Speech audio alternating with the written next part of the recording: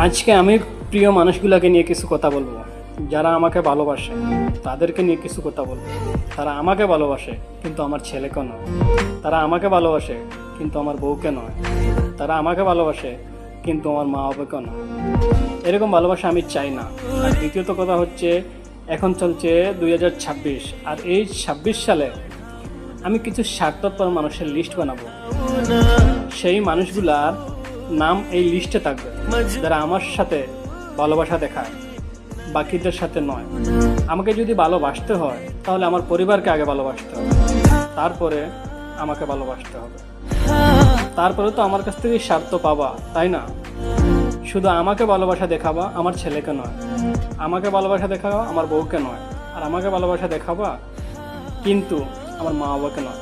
এরকম ভালোবাসা আমি চাই না। এই জন্য এই লিস্টের নাম থাকবে শুধু স্বার্থপর মানুষের।